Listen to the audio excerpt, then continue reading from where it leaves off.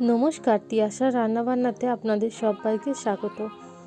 আজকে শেয়ার করব কালো জিরে দিয়ে রুই মাছের ঝোল। এইভাবে কিন্তু কালো জিরে ফোড়ন দিয়ে রুই মাছের ঝোলটা বানালে খেতে দারুণ হয়।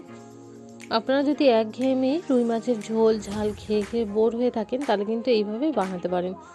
তো তার জন্য সবার প্রথমে আমি এখানে মাছগুলোকে নুন হলুদ দিয়ে ভালো মতন ভেজে সাইডে তুলে নেব। তারপরে তেলের মধ্যে দিয়ে দিলাম কালো জিরে ফোড়নে, তারপরে দিয়ে দিলাম দুটো মিডিয়াম সাইজের পেঁয়াজ কোচানো। এবার পেঁয়াজটাকে হালকা একটু ভাজা ভাজা করে নেব।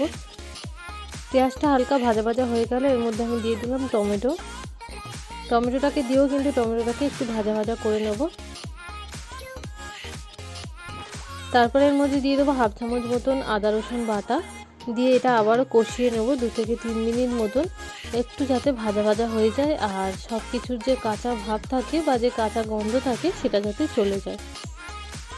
তারপরে এর মধ্যে আমি দিয়ে দেবো ভেজে রাখা আলুটা কিন্তু আমি আগে থেকেই একটুখানি নুন দিয়ে এটাকে হালকা একটু ফ্রাই করে নিয়েছিলাম।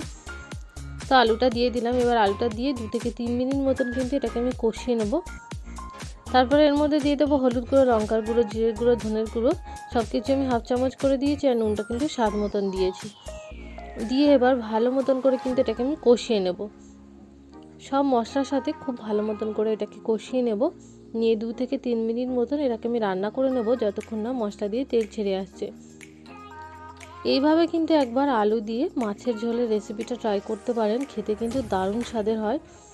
এবার আমি এর মধ্যে 1 কাপ মতন জল দিয়ে দিলাম। জল দিয়ে ভেজে রাখা মাছটা দিয়ে 2 মিনিট ফোটালে কিন্তু একদম রেডি।